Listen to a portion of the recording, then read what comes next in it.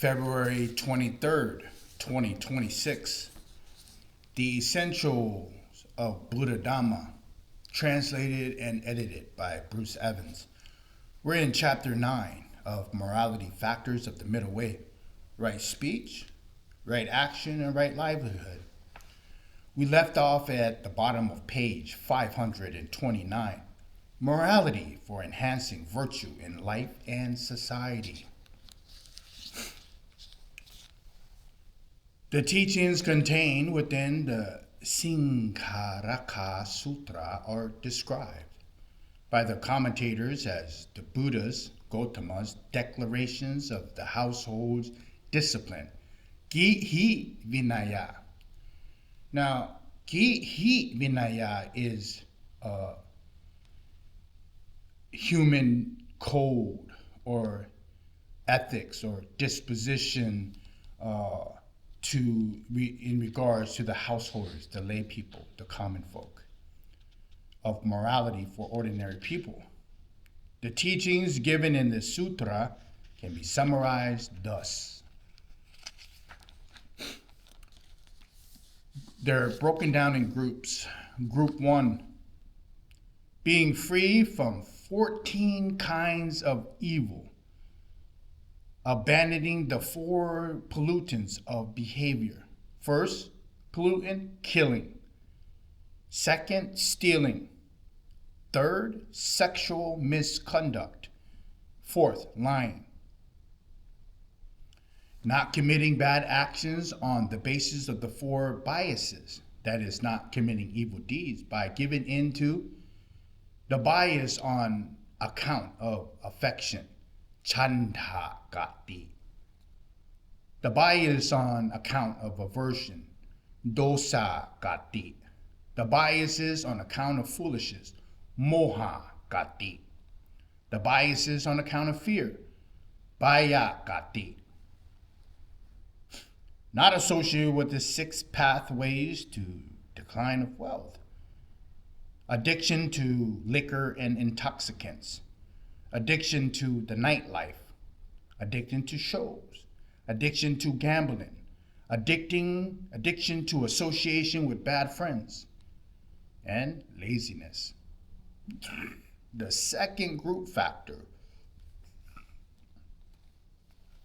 preparing investment for life on 2 sides.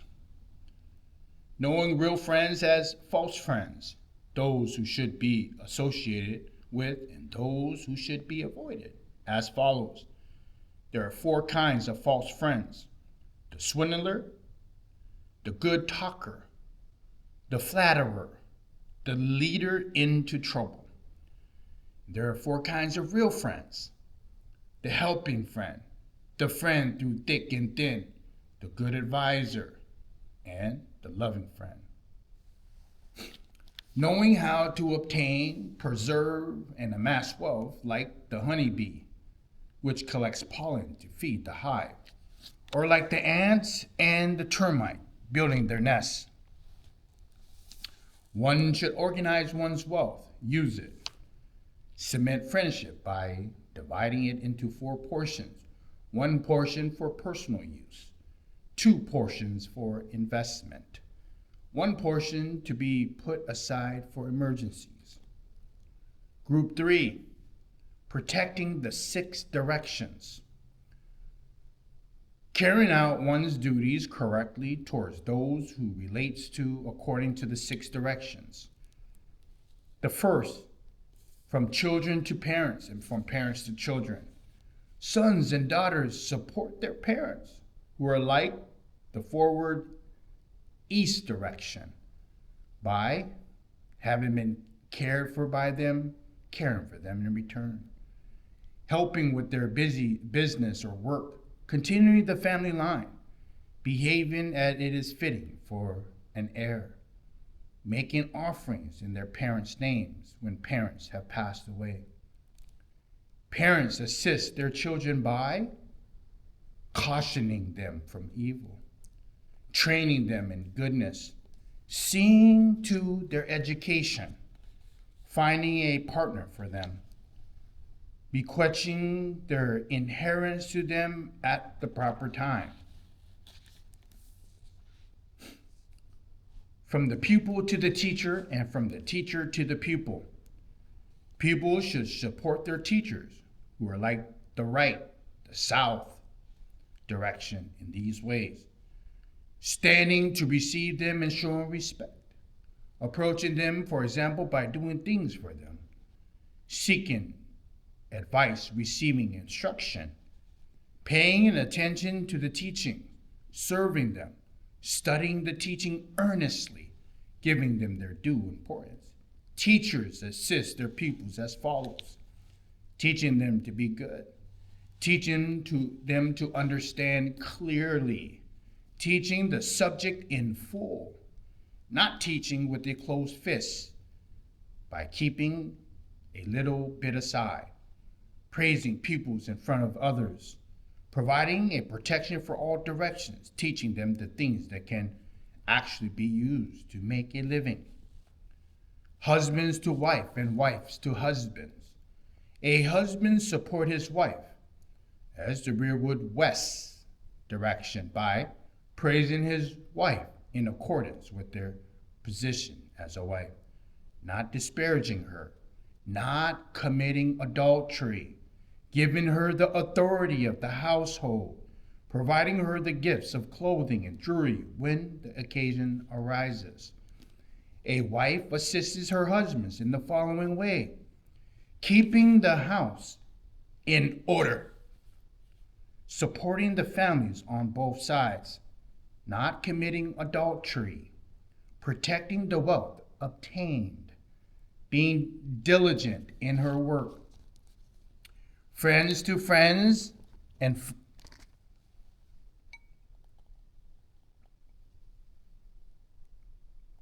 friends to friends and friends for friends. Friends are like the left, the north direction, should be supported in the following ways: sharing with them, speaking to them affectionately, helping them, being faithful to them through good and bad, being sincere to them. Friends should respond by assisting in the following ways: when their friend is heedless, helping to protect them. When their friend is heedless, helping to protect them and their wealth. Being a support to him when he is in danger, not deserting him when he is in difficulty. Respecting his relatives. Masters to servants and employees, and the servants and employees to masters. A master should support his servants and employees who are like the nadar by giving work that is commensurate with their strength, sex, age, and abilities. Giving work that is paying a wage that is appropriate for the work and their needs. Providing sufficient benefits such as medical support in times of sickness. Sharing with them any special gains that arise. Providing holidays and days of rest from time to time. Servants and employees should assist their masters as follows: starting work before them, finishing work before them, take only what their master gives them, working well and constantly striving to improve their work, spreading a good word about their masters and their work. Householders and members of the order. Householders should support the order, who are like the Zitteenth, by, when acting and doing so with goodwill, when speaking, doing so with goodwill, when thinking, doing so with goodwill, receiving them gladly, providing them with the four supports. Members of the order assist the laities as follows: enjoining them from evil actions, instructing them in goodness, assisting them with goodness and kindness, causing them to hear what they have not before heard, clarify those things that they have already heard, pointing out the way to the heavenly realms, teaching the way to happiness, practicing the Sankhakawatu, the four principles of unity, and for homicidal societies. The first one, dana, giving and sharing. The second, bitya vacha, kindly speech. The third, atta chariya, helpful actions. And the fourth, samanandata, impartiality. Here are the general principles of right livelihood. In terms of general principles, the subject of right livelihood holds much that is worthy of examination and explanation, deserving a separate chapter in its own right. But rather than discussing them in detail, I will offer only a few observations. Here are the minimum standards for right livelihood. Emphasis on minimum. Buddhism looks on the aims of right livelihood in terms of the minimum standards defined in the needs of human life, aiming for sufficiencies of the four supports. Pachaya. In Laotian, we call it Bachai Si. Food, clothing, shelter, and medicine for all people to live on. People are the basis. Buddhism does not set its aim as the abundance of material wealth, which is the standard based on material objects. These principles can be seen in the teaching dealing with the government amongst the duties of the universal inferior. For example, there is an enjoining such a persons to apportion wealth to the poor, to see that his subject poverty or abject poverty does not arise in the kingdom. In other words, a ruler's success in terms of livelihood or the economy should be gauged by the absence of poverty rather than by the wealth filling the royal coffers. Once the basic standards is met, there is no indication that the teaching has any objections to the amount of wealth that it does exist, or stipulate that it should be distributed equally, because there are also other factors involved, such as those discussed in the following point. The higher objective of right livelihood. Having enough of the four supports to live on, or that matter of surfeit of material possession, is not the objective in itself, because it exists merely on the level of sila, moral conduct or morality. It is a method or the stage to help proceed to the higher objectives, that is, material possessions that are foundation for the development of mental virtue and wisdom, sila and panya. For the wholesome life, the attainment of the higher kind of happiness, some people are able to concentrate on the mental and intellectual development within the minimal material possessions, with just enough to live on. Others, however, are not ready for that. Their lives are more dependent on material things. Even so, as long as their livelihood does not exploit others, this is acceptable. Furthermore, there are people who have a tendency, talent, or ability to help others, the possession of great wealth. But such people enables them to create great benefit for their fellows. Right livelihood that is proper. The term samma ajiva, right livelihood, in Buddhism does not refer simply to righteously using one's labor to create products and receiving the exchange, the supports for life. It also refers to the proper performance of duty and conduct, or a way of life that makes it worthy of supports. For example, the Buddhist bhikkhus, the Buddhist monks, lived devoted to their duties as a renunciate, samana dhamma, in return receiving the four supports, or we just spoke on in Laotian, page529-543, offered by the laity. The right livelihood for bhikkhus or monks, when a child behaves well and befitting to the care received from the parents, this is right livelihood for the child. Again, rather than gauging the value of the labels in terms of the productivity and how it fulfills the human demand, which may either be demand of desire, tanha, the true life needed, Buddhism gauges the value of labor in terms of the benefits or the non-benefits to life, society, or well-being of humanity. This leads to two further considerations. In Buddhism, the relationship between labor and livelihood is the reward can be divided into two kinds. First, for most people, labor expanded into the performance of duty is strictly a matter of samma ajiva, right livelihood. It is done for the sake of readily visible supports of life. Second, for a samana,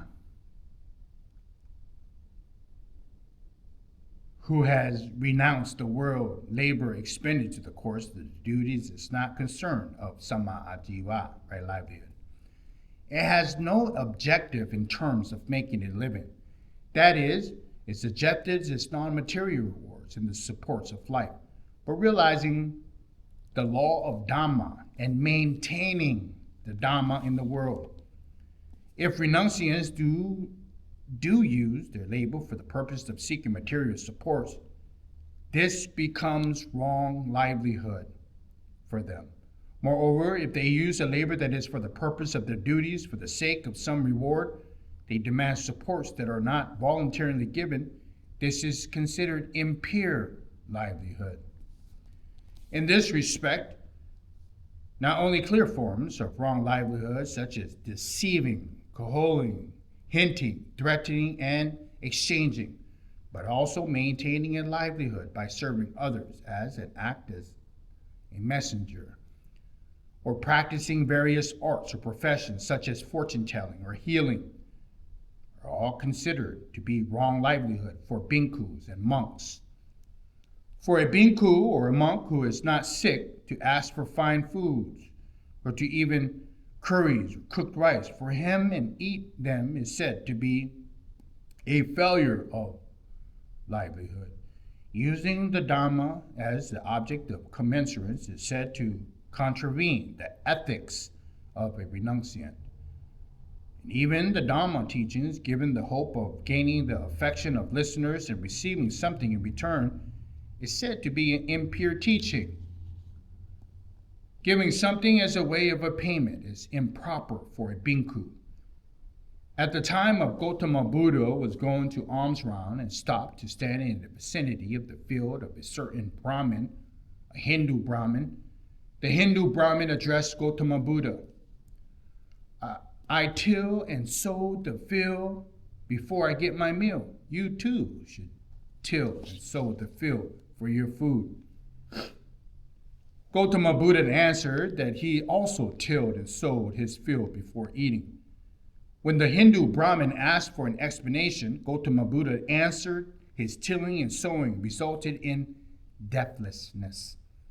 The Hindu Brahmin was impressed by his answer and brought him an offering of food. However, Gautama Buddha refused to accept it, saying that it is improper to accept food that has been obtained by a performance, literally singing for the supper. The truly right and pure source of supports for a bhikkhu is when householders recognize the value of the law of Dhamma and the necessity of helping those responsible for its preservations to live and fulfill their duties, so that then when they become aware of the bhikkhus, the monks' need for food expressed by their sincere alms round, they voluntarily bring food to offer to them. The people who make these offerings receive in return the cleansing and purifying of the mind and the alleviation through the realization they have done a good deed and have to share in the preserving the Dhamma. This is called In brief, making merit, bunya, or getting married.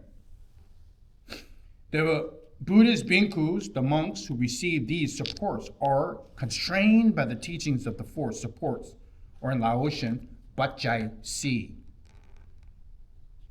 Supports to be frugal and to know moderation in receiving them, which is the exact opposition to their work, such as teaching and explaining the Dhamma, in which they are expected to do as much as possible for the benefit of others. In the respects of the principles of eating, as little as possible for as much work as possible, it is feasible for a renunciant, a mendicant, in the labor expended by the performing the duties of right livelihood, samma jiva, occupies such separate positions that there is no connection by which work performed by a Buddhist bhikkhu can be raised to justification for demanding of the rights in terms of right livelihood. As long as the renunciants are practicing according to the teaching of social system, likewise cannot dominate them. All the principles mentioned here have the main objective of creating the kind of life that is free from all social systems, an independent community to perform the work of the law of Dhamma, which requires utter purity in the world. From the perspective of the law of Dhamma, a lot of production labor, be it for goods or services, is spent in the ways that are not beneficial to life or society.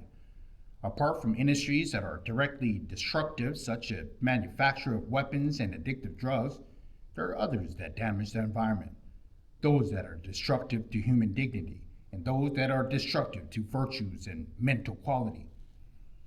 And then there are all the labors expended in solving the destruction results of those kinds of production. Such labors can be taken as mostly wasteful, and the value of the products is destruction.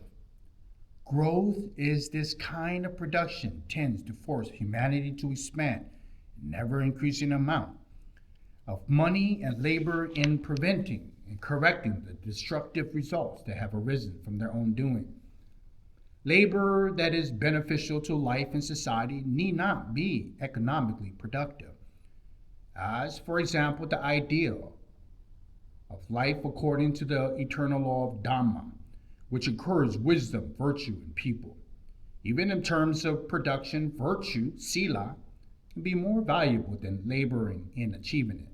For example, a Buddhist bhikkhu, a monk practicing the Dharma in the forest, would not expect any labor at all to look after the forest.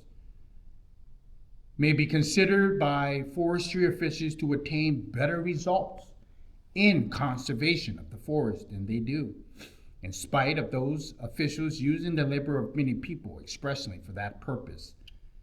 If true benefit and well-being of humanity are the focus, it is not enough to simply look at the value of the production and consumption. We must also look at the value of not producing and not consuming.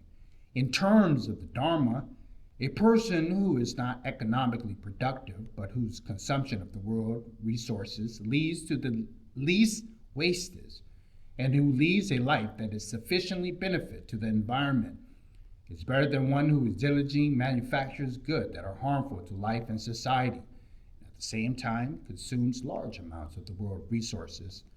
However, it seems that modern economic teaching would praise the latter rather than the former.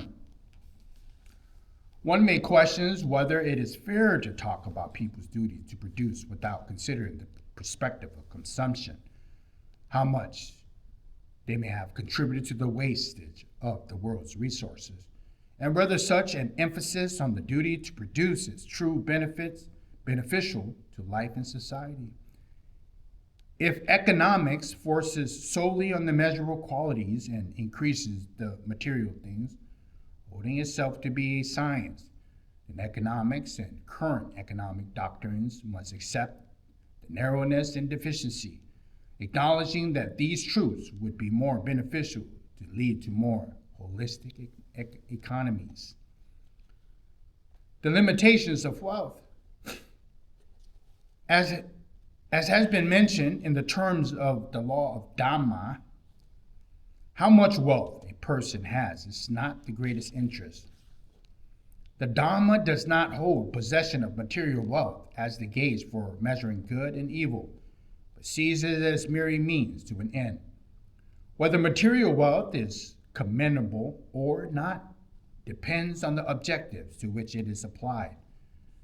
The focus of interest for Buddhism is twofold. First fold is the method through which wealth is obtained. The second fold is the uses to which it is put. Briefly, the emphasis is not on the possession of wealth, but on the seeking, the use of wealth. Obtaining and having wealth and then simply hoarding it to say that it to be great evil, just like obtaining wealth wrongly or using it harmfully. In respects, there is initially three kinds of bad actions in relations to wealth: seeking it wrongly, hoarding it and not putting it to use, and using it in ways that are harmful. However, even when wealth is obtained honestly and spent usefully, this cannot yet be called dealing correctly with wealth according to the Dhamma.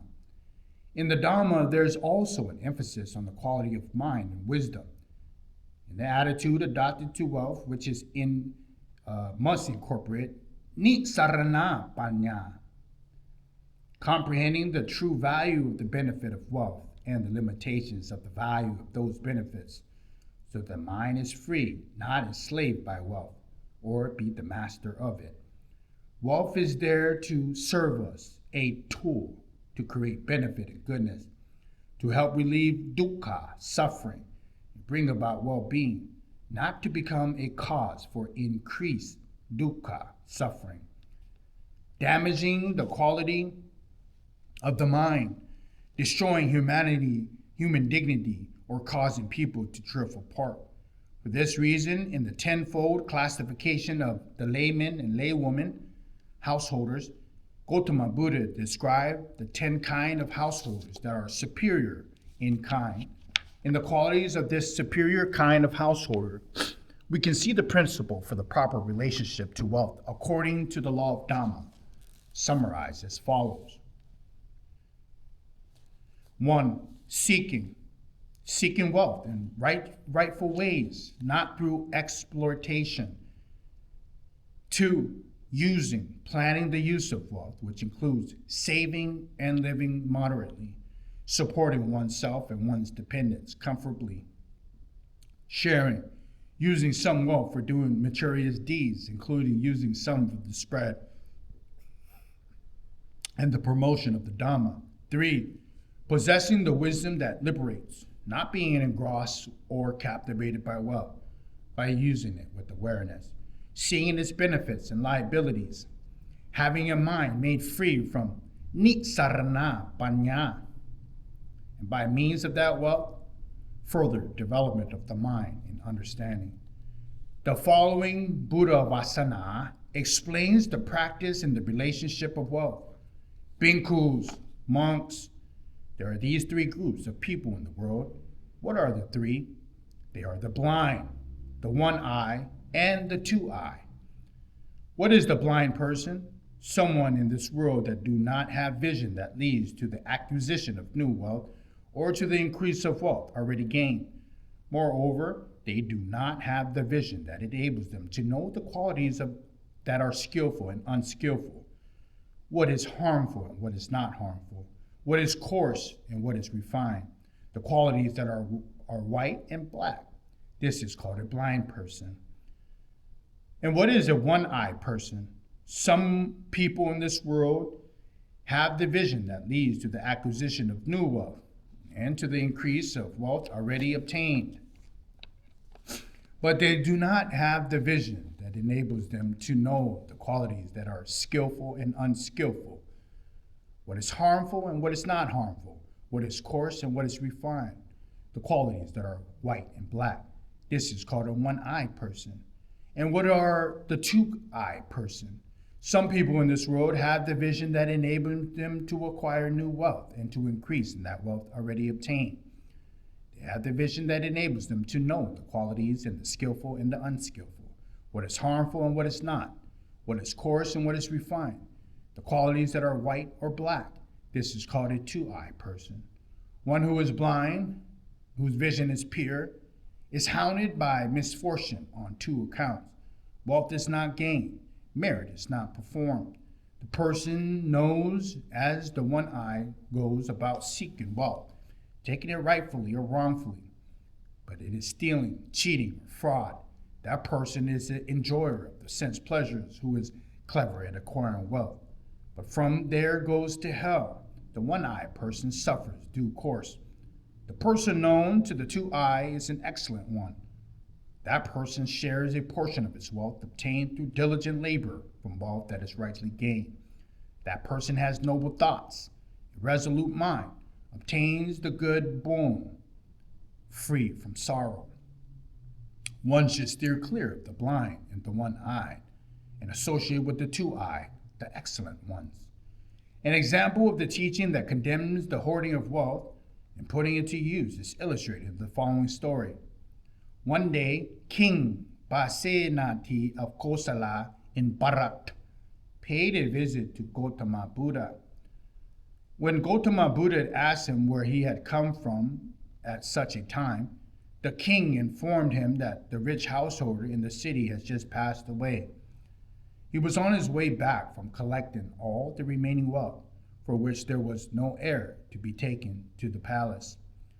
King Pasenadi informed Gautama Buddha that the amount of wealth that had to be carted away consisted of 8 million gold coins and countless other coins such as silver. When he was alive, the householder had lived on broken rice and vinegar, dressed in 3 coarse clothes sewn together, used an old cart, and shaded himself with a sunshade of leaves. Gautama Buddha remarked, "This is how it is, Your Majesty. The foolish man, obtaining wealth in great measure, does not support himself in comfort, does not support his father and his mother, his wife and his children, his servants and employees, his friends and his associates in comfort. He does not place offerings of high results, which are conducive to wholesome and mental states, results in happiness and lead to heaven, to the recluses and to the Brahmins.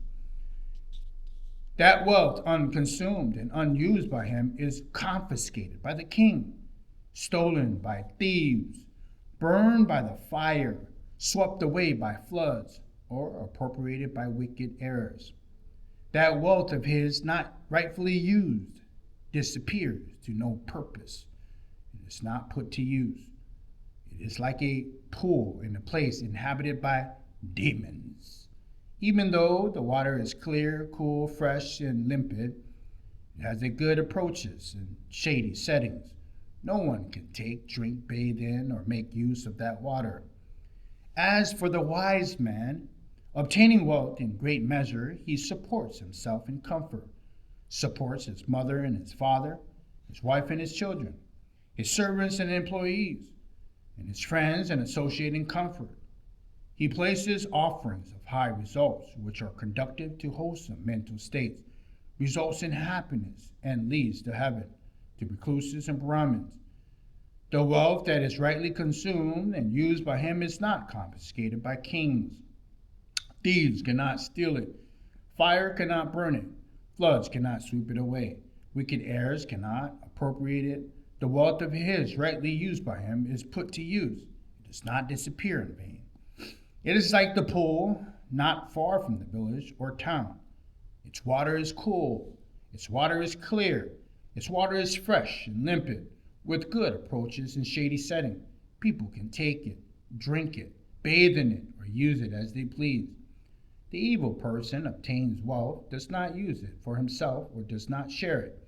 Like water in the forest of demons, it cannot be used for drinking. People cannot use it.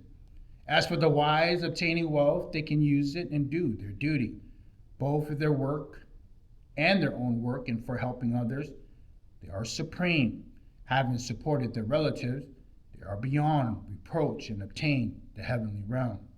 Your Majesty, King, those people who have obtained wealth in great measure are not intoxicated by it, not heedless, do not become deluded by sense pleasures, and who do not endanger other beings are rare in this world.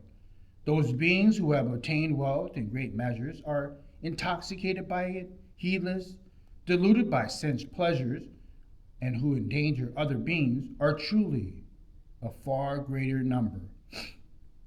People who hoard wealth without putting it to use or sharing it are likened to a certain bird called the mayaka bird, which watches over the fig tree laden with ripe fruits, calling out, my hum, meaning mine, mine, while other birds flock to the tree, eats its fruit, and fly off.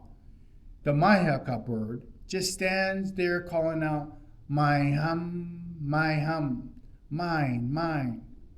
In the text, there are many stories reproving miserers who hoarded wealth and do not use it for themselves or to help others, especially dealing with how rich merchants who had such behavior were taught to change their ways, a good indication of Buddhist perspective on possession of wealth and the use of it.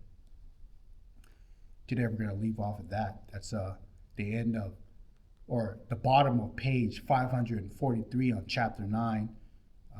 We're going to leave off and start off at Sila and economic prosperity on the next. The essential Buddha Dhamma, translated and edited by Bruce Evans.